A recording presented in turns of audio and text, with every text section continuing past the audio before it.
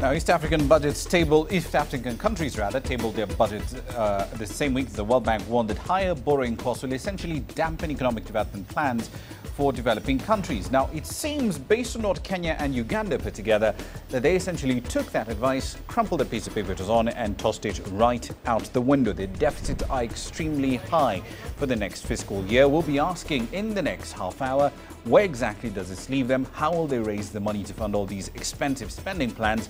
And where does this ultimately leave the people who matter most, their taxpayers? We'll be answering those questions right here on Global Business Africa. Welcome to the program. African countries are thinking of having a single currency. Is this a pipe dream or a realistic idea? And an Egyptian theatre, which is offering films for the visually impaired, is also in the line.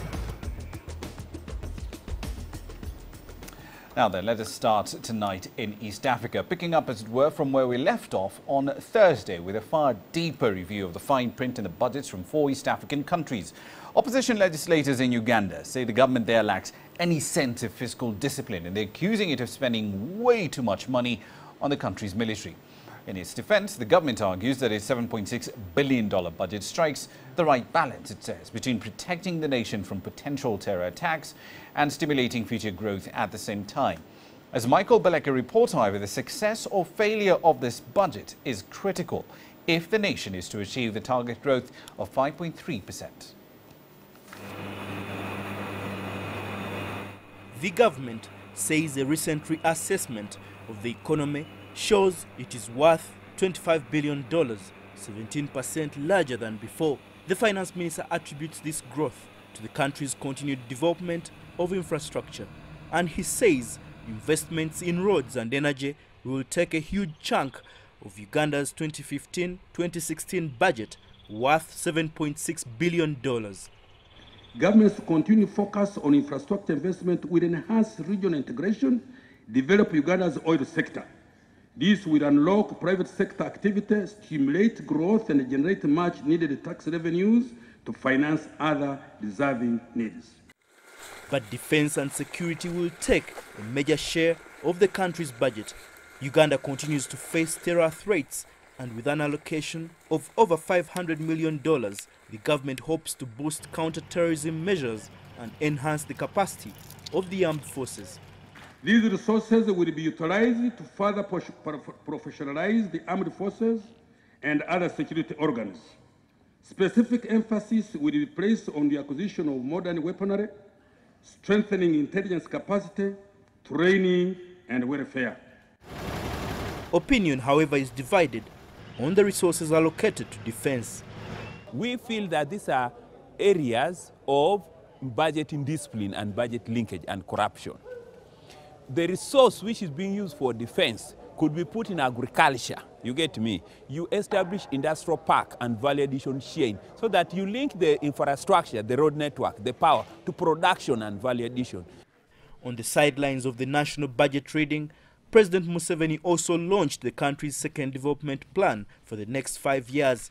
It's designed to steer the country's economy towards targets for the year 2020.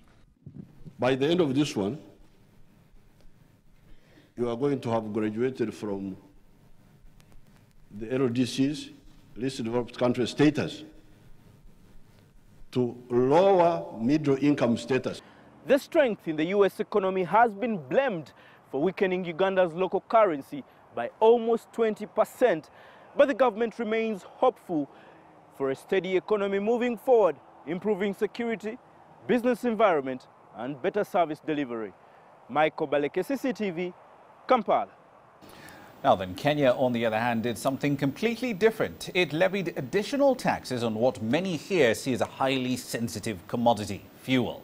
Combined with the central bank's move to raise rates on the 9th of June, many Kenyans see the budget as heralding the start of a very expensive second half to 2015.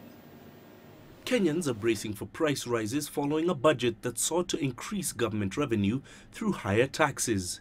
Fuel, for instance, that has stayed low on the global market is expected to go up following an increased fuel levy and a weak shilling that has so far denied the Kenyan consumer the benefit of the low price of crude.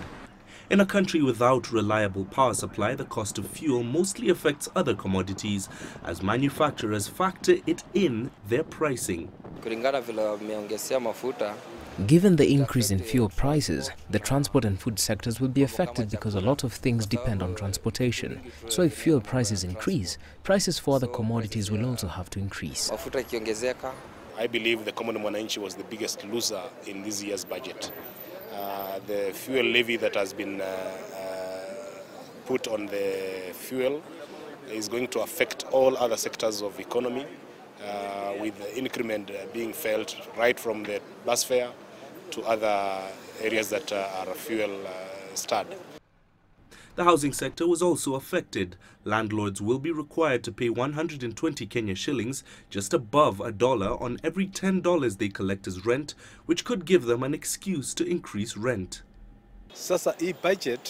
This budget shows the government has abandoned the citizens. This is because the landlord tax has been increased, and this will reflect on the tenants' rent payment. It means that the rent will go up.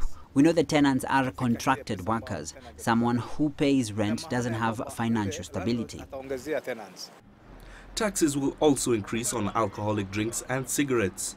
However, the government has pledged investment into education and security sectors, including $216 million to equip the internal security and defense forces. This is part of efforts to tackle an ongoing insurgency from Somalia-based militia group Al-Shabaab. Mahia Mutwa, CCTV. Now, one of the little to virtually not expected elements of Kenya's 2015-2016 budget was the introduction of what some will argue is a stealth carbon tax. The Finance Cabinet Secretary, Henry Rotich, plans to introduce excise duty targeting vehicles based on their age. At this point, though, it's not clear if excise duty levied on fuels will be raised or lowered. Over 90% of the vehicles bought by Kenyans in the last decade are entirely second-hand units, and a 2012 duty exemption for hybrids just hasn't really gained any traction. So then, how will this new range of excise duties work? That's a question I put to Deloitte's tax partner for East Africa, Nikhil Hira. Your sugary drinks, your cigarettes, your beer, they've always been excisable anywhere in the world. In fact, the tax started off as being known as the sin tax. So all those lovely things that we love to enjoy, they were taxed, and they were taxed substantially. Of course, there's a danger here, and we saw that in this country. If you up this tax too significantly, it has a marked effect on the producer's sales. And what does happen is that the public moves to the illicit brew, which in itself is a big problem. So one has to balance that out, which I don't think we did last time round when we increased the excise tax on beer. So those three were always there. Then you get the fossil fuels and the cars.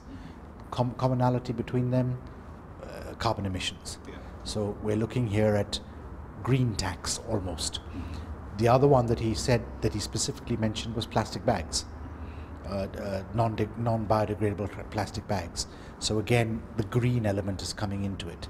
And in this region, we've not really concentrated on carbon emissions, green taxes in any real big measure over the years. So maybe we're seeing that change go through now. But interestingly enough, it's really only the ones that are harmful. So drinking water, mineral water, is now coming out of the excise net. But again, you say, okay, that's fine. Who's going to benefit from that? But it's certainly not the common mwananchi that's going to benefit, because they don't drink mineral water. Aren't we essentially setting ourselves up for another set of unintended consequences here? Because on one hand, we're saying, okay, let's impose excise tax on fuel, driving the cost of fuel up, and on cars as well. But we haven't changed yet the way in which we tax cars coming into the country. And right now, the way the tax net is set up, the incentive is to buy a cheaper, older car, regardless of emissions, from outside the country anyway. I think where we are is we're on the starting block. We're finally thinking about these things. As is very usual, we think about it the wrong way, I think. So maybe you're right. We should have started by thinking about, well, what are we importing? And should we not be stopping that import, or making that import so expensive, of a 10-year-old car or a 5-year-old car or whatever it is, rather than letting the car come into the country and then saying, no, I'm going to tax you. So yes, I think we may have got it topsy-turvy here, which is quite common, of course. Capital gains tax, favorite topic of ours. The finance minister making this complete 180-degree turn on the CGT application to equities. Surprise, or was it something you expected? I expected to see something happen. I didn't expect him to actually abolish the CGT on NSE shares, although it makes a lot of sense because we're the only country in the region, stretching down to South Africa even, where we're actually taxing, on a capital basis, taxing the stock exchange transactions. And the effect that we had on our market Jan through budget day was quite significant as a result of this. And it was significant not because the tax was high, but it was significant because people didn't understand how it was going to be administered, and the brokers were completely confused as to what they should do. So what has he done? He said, we've abolished it, and what we will do is we will have a withholding tax of 0.3% on the transaction value, which is fine. I think that, even I think the brokers are agreeable with this. However, what we don't have yet is the finance bill. So I don't know whether that 0.3% comes into effect yesterday. Is it retrospectively back to the 1st of January? If it's yesterday, does that mean that we're still going to go after the tax between the 1st of January, the capital gains tax between the 1st of January and the 11th of June, which clearly is not there to be had? Is it prospective? Is it retrospective? It's a bit difficult to actually analyze from a budget speech because he doesn't necessarily give us all the information. Because it doesn't give any details on how to implement it. I mean, I guess a budget speech is such that you'll say all those things that you want people to hear. The nasty things will come out when you get the finance bills. Now, one simple number to just put that whole hybrid failure into context.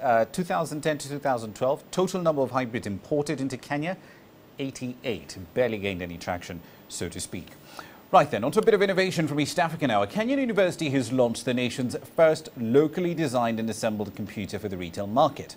The Jomo Kenyatta University of Agriculture and Technology showed off the Taifa laptop, that's Swahili for nation.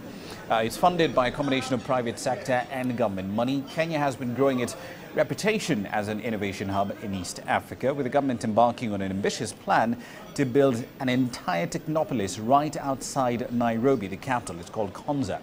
It's hoped that the Konza Tech City will create over 200,000 jobs in IT by 2030. The project is modeled along a fairly cost-effective production and manufacturing model. So far, 4,000 units of these laptops have been assembled and they are available for purchase in Nairobi. They are launching this project and they are launching this product for the Kenyan, East African and African market, as it were. The school laptop program, although we don't call it that anymore, we call it the digital learning program, is part of the market for that. Otherwise, this is a product meant for the whole country, the whole region, and the continent, as it were. Through the development of this product, we at JKUAT intend to inculcate an entrepreneurial vision of robust manufacturing production of a range of high value and truly Kenyan electronic products. The initial steps involve importing of customer design and general design parts, then locally assembling them into the whole units in the Taifa range of products. What we are witnessing today is a culmination of targeted and successful collaboration between JKUAT through the Nairobi Industrial and Technology Park, as you have been told, and the Chinese international ICT firm INSPA. Now then, the African Union plans to adopt a single currency as part of the Agenda 2063 roadmap, which is being worked on by the organization right now. The AU Commissioner for Economic Affairs, Anthony Muthai Maruping, says that the African Central Bank governors have already met and deliberated on the establishment of an African Monetary Fund. But it will be the end result of Agenda 2063. Now, leaders of Kenya, Uganda, Rwanda, Tanzania and Burundi have already signed a protocol in the Ugandan capital of Kampala for the adoption of a common currency within a 10-year time frame. Many economists and experts concur, however, that this ambitious program of getting a single currency is achievable, but they argue that the lack of clarity around the issue is a significant problem. We've been focusing, of course, on the African Union Summit. Angelo Coppola has been covering that from Johannesburg, South Africa, and that's exactly where he joins us from right now. Angelo, I'm going to just play the devil's advocate in this one. We've got agreements that the African Union has made before, like the Yamoussoukro Declaration, essentially on open skies. That hasn't even come into force. It's not being implemented 10 years later. Why is the AU now focusing on other long-term plans instead of dealing with things that they haven't even gotten to work in the first place? Well, Rowan, interesting question. And let's just stay on that Yamoussoukro Accord or deal. Today we heard from one of the commissioners that in fact the AU seems to have learnt a lesson. They seem to have realized that instead of trying to get all the 54 states on the continent to do one particular thing, they're going to start small. And I'm talking here about the open skies policy that has been around since Yamoussoukro was first initiated. So they've got 11 countries to agree to this implementation of open skies by 2017. And the commissioner that we spoke to earlier said, we've realized that if we start small and everybody else sees what the benefits are, then they'll join. So we're assuming, in a long-winded way here, that they'll probably follow the same process as they've done with the EAC. So we'll wait to see how that plays out. But again, it's sketchy on details, but these are all long-term plans, as you say, Raman. Indeed. Walk us through the roadmap, however, for the implementation of this continental currency. Is this going to be achieved gradually in stages, as you alluded to, through perhaps the existing regional economic blocs? Well, you mentioned those 5 countries that have signed that protocol to implement a single currency in 10 years' time. It might be a little ambitious. There are also plans down south in the SADC region to introduce a common payments system. They're talking about using a central cross-border payment facility there. The issue here, though, that sprung up just 2 days ago is that Zimbabwe is in a bit of a predicament. As far as we understand, they're planning to phase out the Zim dollar. So how this is going to play out in the next couple of months also remains to be seen. So this is all long-term, possibly pie in the sky kind of talk we're hearing right now, Raman. Indeed, we'll leave it there for the time being. Thank you for that. That's Angelo Coppola, of course, live in Johannesburg, where the African Union Summit has been taking place. Now, quick run through the markets. Look at the Kenyan numbers. All it took was a statement of intent saying we're not going to charge you CGT anymore. We screwed up. We apologize. Well, sort of. And instead, we're going to replace that with withholding tax. And look what happened to the Kenyan market. Up 0.4 in trading today.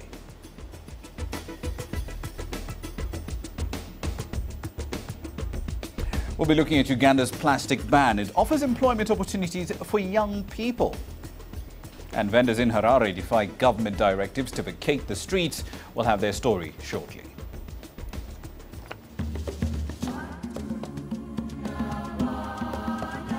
This report by the African Green Revolution Alliance says climate change will slash food output.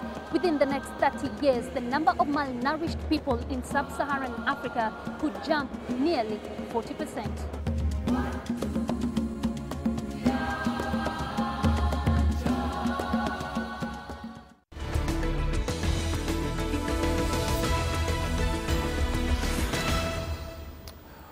Welcome back. South Africa's 2015 economic growth forecast of 2% is, quote, attainable and realistic. And in fact, it would have been 2.5% to 3%, were it not for the country's crippling power shortages. Those are the words of the finance minister in South Africa. He maintains that the government is on track to bailing out the cash-strapped power utility Eskom, and that current levels of borrowing for the country, he says, are manageable. Katie Gregory has been following this from London. She spoke to James Bevan from CCLA Investment Management on what reactions these developments are triggering on her side of the world. Bevan from CCLA Investment, thank you so much for joining us. Let's start with South Africa's economy. It's not looking good. Eskom, more maintenance woes. This is already impacting on the economy, but what's it going to do to foreign investment into the region? I think that South Africa is suffering from rather slower progress than had been expected, but nevertheless, the general direction of travel remains importantly positive. And indeed, for the whole of the sub-Saharan African opportunity set, South Africa still looks to be the best gateway. Well, the country's finance minister has said that an economic growth forecast of 2% is attainable and realistic. Is that a positive sign here then? I think there are some very good signs that corporate governance in South Africa is now being taken much more seriously. And from an investor's point of view, that is absolutely critical in terms of giving the confidence to provide capital to support growth. James Bevan from CCLA Investment Management, thank you so much for your time. Street vendors in Zimbabwe's capital of Harare remain trading on the city's sidewalks despite a recent government directive telling them to get out.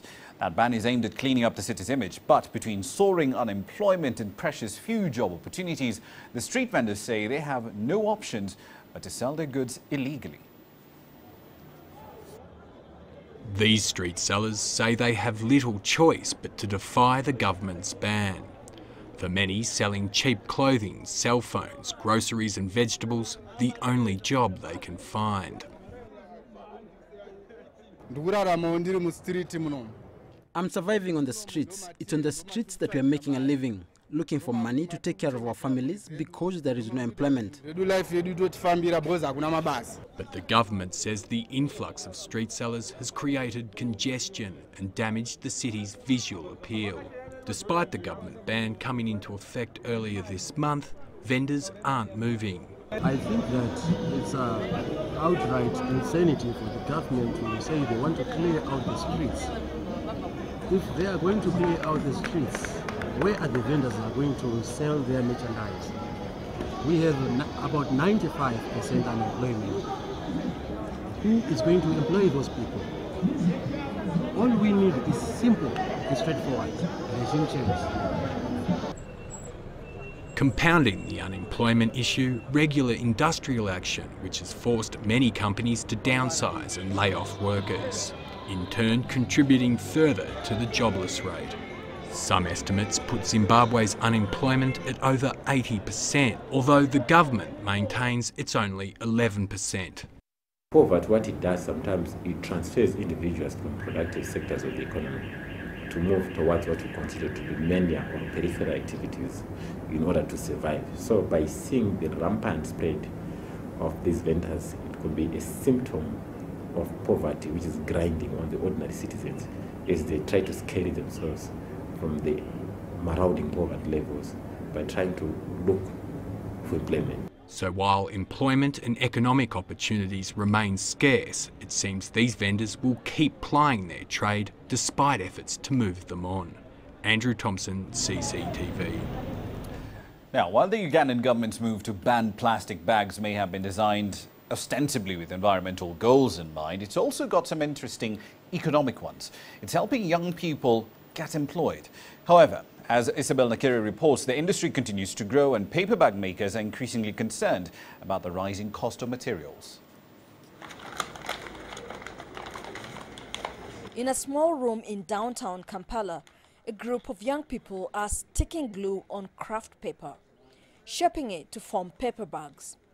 It's tedious work, all done by hand, but it's giving many jobless an opportunity for work. The work will continue being manual, but it provides a very good opportunity for many people who are unemployed. Because we've been showing them that, yes, you look, just sit at home, get on your stool and your table and make the paper bags. Fold, put the binding glue and you have the thing ready. So many people are waking up. Paper bags are environmentally friendly because they decompose easily. That's why the government is phasing polythene out. Producers of paper bags in Uganda are cashing in on the now vibrant market of the wrapping material. It's an opportunity for enterprises, often run by young people, to earn about $15 for 100 paper bags. The government has not fully enforced the ban on polythene, saying the process should be gradual. Many companies had invested big capital in the polythene factories. The big supermarket chains in town have, however, embraced packaging merchandise in paper bags. Paper bag makers are producing on small scale, but hopeful their business will improve. The biggest challenge with paper bags is more on the cost of materials, because immediately it was announced that there was a ban on polythene bags. The cost of craft papers started skyrocketing. A ream of craft papers, stock size which was costing 55,000, has now gone to 90,000 Uganda shillings. That is far too much. It means that the margins on the paper bags now are too low. At the moment, the material used for making the paper bags is being imported from neighboring Kenya. Paper bag makers are considering using local material to cut down importation costs. We are also thinking about coming out, like showing people how they can make some simple bags out of other materials. It can be from sisals, it can be from some types of palm trees which produce some leaves, and we use them to make some baskets and so on and so forth. If the market grows even bigger, companies will need to invest in machinery. But that will require a large capital investment of about $25,000 US. And once the law on polythene is fully enforced, the paper bag business will be enormous. Isabel Nakiria, CCTV, Kampala. Right, and a quick run through commodity prices here. Brent crude essentially still bouncing up and down all over the place. What is of interest, however, is the behavior of buyers. Asian crude have been facing a rise in prices from their traditional Middle Eastern sources, so now they're trying to diversify. To that end, South Korea's GS Caltex Coal has received a shipment of about 2 million barrels of crude from West Africa. Let's hope that trend does continue. On to Egypt now. Film is largely a visual art form, and a new initiative in Egypt is giving visually impaired people the opportunity to experience the magic of the cinema.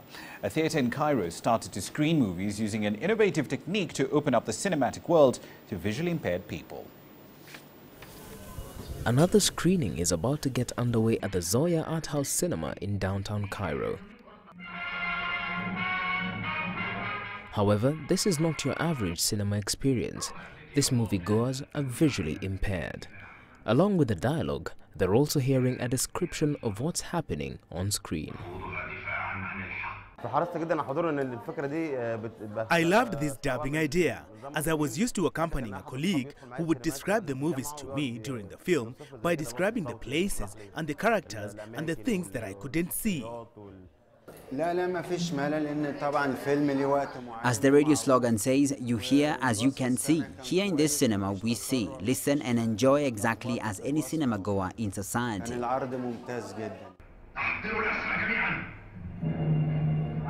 Organizers of the special screenings say that the idea is starting to be embraced by the wider movie industry.